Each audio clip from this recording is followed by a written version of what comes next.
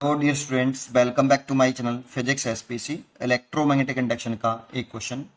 To concentric circular coils C1 and C2 are placed in the XY plane.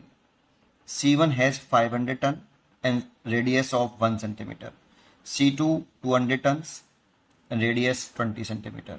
C2 are carried a time dependent current ampere where t is second. The EMF induced C1 millivolt at the instant t बराबर 1 second is 4 by x. The value of x is, तो पहले figure बनाते हैं। दो concentric circular loop बना लें x Y plane में, एक ये बना ली और एक ये बना ली। ठीक है, ये C1 है, इसकी जो रेडियस है ये 1 सेंटीमीटर है और इसकी जो रेडियस है ये वाली ये 20 सेंटीमीटर है। ये C2 लूप है, इसमें करंट दे रखा है टाइम डिपेंडेंट 5t² माइनस के 2t प्लस के 3।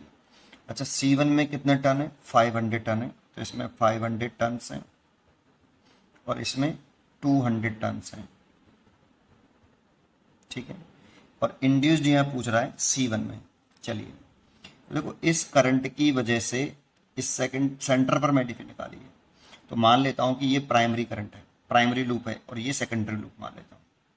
इसे प्राइमरी माना तो इसमें IP लेट कर लिया। ठीक है, इस मैग्नेटिक फील्ड निकाल लें at centre due to current carrying loop C2, वैसे मैंने प्राइमरी मान लिया, प्राइमरी कॉइल, तो इसे BP कह देता हूँ equal to mu naught upon 4 pi 2 pi NP IP over RP।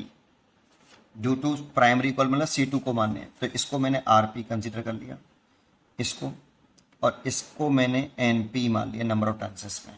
देखो 2 पाई से ये कैंसिल हो जाएगा, तो म्यू 0 NP IP बटे 2RP। कुछ स्टूडेंट्स को ये फॉर्मूला याद होता है, कुछ को ये याद होता है। ठीक है, तो ये BP आ गया बेटा सेंटर पर। अब क्या करना है? अच्छा, सेंटर पर मैग्नेटिक फील्ड है ये। अब देखो यहाँ पर इसकी जो रेडियस है सेकेंडरी कॉइल की RS और इसकी जो रेडियस है RP, तो RP बहुत बड़ी है एज कम्पेयर टू RS, तो हम ये मान सकते हैं ये सेंटर पर मैग्नेटिक फील्ड एक्चुअल में, बट हम ये एज्यूम कर सकते हैं कि ये जो मैग्नेटिक फील्ड है वो इस लूप में, इस पूरे एरिया में, इस वाले एरिया में यूनिफॉर्म डिस्ट्रीब्यूट है। करंट की डायरेक्शन मैंने ऐसे मानी है, तो मैग्नेटिक फील्ड ऊपर आ जाएगा, तो ये मैग्नेटिक फील्ड ऐसे मान सकते हैं। है एक्चुअल में कहाँ पर? ये सेंटर पर ऐसे, लेकिन हम ये मान सकते हैं इस पूरे एरिया में डिस्ट्रीब्यूट है, क्योंकि यहाँ पर प्राइमरी कॉइल की जो रेडियस है ये वाली रेडियस इसके कंपेयरिंग बड़ी है, मतलब ये छोटा लूप है बहुत एज कम्पेयर टू इस वाले लूप के, तो ऐसा एज्यूम कर लेते हैं हम। तो सेकेंडरी कॉइल से पास होने वाला टोटल फ्लक्स निकालना है, तो ये सेकेंडरी माना है, तो number of turns into secondary coil से 1 टन से पास होने वाला फ्लक्स ये है, 1 टन से फ्लक्स पास हो रहा है 5s, तो NS टन से कितना पास होगा? NS into 5s। ये टोटल फ्लक्स हो गया सेकेंडरी कॉइल लूप से, दैट मीन्स लूप C1 से। ठीक है, तो ये लूप C1 का फ्लक्स हो गया बेटा आपका।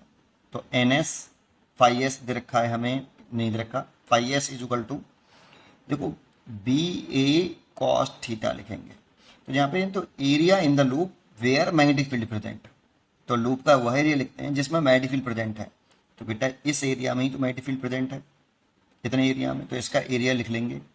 तो मैग्नेटिक फील्ड हो गया BP, इतना मैग्नेटिक फील्ड प्रेजेंट है, और एरिया हो गया सेकेंडरी कॉइल का, और एंगल हो जाएगा 0 डिग्री, क्योंकि मैग्नेटिक फील्ड ऊपर तरफ माना आउट ऑफ द प्लेन, और एरिया की डायरेक्शन भी प्लेन के परपेंडिकुलर आउटवर्ड डायरेक्शन में, तो थीटा 0 डिग्री हो गया। वैल्यू पुट कर दो, तो 5s टोटल सेकेंडरी लूप से, दैट मीन C1 से, N1 NS BP की वैल्यू है mu 0 NP IP over 2RP, और एरिया सेकेंडरी कॉइल का लिखें तो पाई सर्कल का एरिया पाई RS का स्क्वायर, इसकी वैल्यू 1 हो गई। इतना आ गया। इसमें से 5ST equal to mu 0 NP NS, mu 0 NP NS pi RS का स्क्वायर ओवर 2RP, और IP की वैल्यू मैंने पुट कर दी 5t² माइनस के 2t प्लस 3। अगर हम इसको डिफरेंशिएशन कर लें विद रेस्पेक्ट टू t, ऐसा क्यों करा? क्योंकि induced EMF equal to minus का d5 होगा dt होता है। तो सेकेंडरी कॉइल हमने जो माना है वो C1 को माना है, तो C1 से पास होने वाला rate of change in magnetic flux निकाल लेते हैं। ये तो पूरा टर्म कांस्टेंट है, तो ये ऐसे रहेगा mu 0 NP NS pi RS का स्क्वायर बटे 2 RP। इसको डिफ्रेंशिएट करें विद रेस्पेक्ट टू t, तो ये 10t हो जाएगा, t स्क्वायर का 2t और t का 1 तो माइनस के 2 और 3 का 0 हो जाएगा, कांस्टेंट टर्म है वो। तो अकॉर्डिंग टू यहाँ पे अगर केवल मैग्नीट्यूड ले रहे हैं हम इसका, तो केवल इंड्यूस्ड ईएमएफ हो गया E, और ये C1 से पास होने वाला इंड्यूस्ड ईएमएफ हो गया, क्योंकि C1 को ही मैंने सेकेंडरी लूप माना है। तो ये म्यू 0 की वैल्यू पुट कर दो बेटा इसमें, और t कितने सेकंड पे निकालना है? At t equal to 1 second पे निकालना है, 1 सेकंड पर इंड्यूस्ड ईएमएफ निकालना है। तो 1 सेकंड में पुट कर दो, इसकी वैल्यू पुट करो, तो इसकी वैल्यू है, यहाँ कर देता हूँ, E बराबर 4 पाई 10 की पावर माइनस के 7 NP मतलब 200 टन, और NS 500 टन, और पाई, और RS 1 सेंटीमीटर, तो 1 सेंटीमीटर है तो 1 इंटू 10 की पावर माइनस के 2 मीटर, इसका स्क्वायर हो रहा है तो 10 की पावर माइनस के 4, और t बराबर 1 सेकंड रखेंगे तो 10 माइनस के 2, तो that means 8 divide by 2 RP 20 centimetre, metre में चेंज करेंगे तो 20 इंटू 10 की पावर माइनस के 2। देखो ये 0 से ये वाले 0 काट दो पहले, तो 1 और 2 और 2 4 हो गए, तो ये 4 से ये 4 कैंसिल हो गया। ये पाई और ये पाई हटा के नहीं, पाई स्क्वायर हो गया, और पाई स्क्वायर की वैल्यू नियरली 10 होती है, तो मैंने यहाँ 10 लिख लिया। इस 10 की पावर माइनस के 2 से ये 10 की पावर माइनस के 2 कट गए, है ना।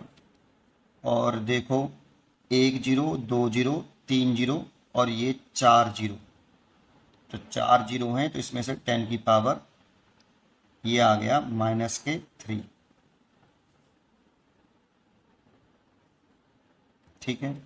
और ये 5 इंटू 2 10 हो गया, 10 हो गया, तो इसमें से भी एक पावर कम कर लो, 10 में से 10 पावर माइनस के 2, ये भी खत्म हो गया। लो अब बचा 8 इंटू 10 की पावर माइनस के 4 वोल्ट, इतना वोल्ट आया, लेकिन हमें चाहिए मिली वोल्ट में, C1 में मिली वोल्ट में आ रहा है, तो मिली वोल्ट में लिखना है, तो इसे लिख लें 0.8 इंटू 10 की पावर माइनस के 3 volt, that means 0.8 millivolt, ठीक है। ये मिली वोल्ट में आ गया। E की वैल्यू दे रखी है हमें मिली वोल्ट में 4/x, तो x के लिए निकालना है, इसको नीचे ले आओ, तो x is equal to 4 divide by 0.8, इसको उठा लो, 8 से काट दो 5 बार, x इज इक्वल टू आ गया 5, x इज इक्वल टू 5, इसीलिए इसका आंसर आना चाहिए यहाँ पे 5, x की वैल्यू 5।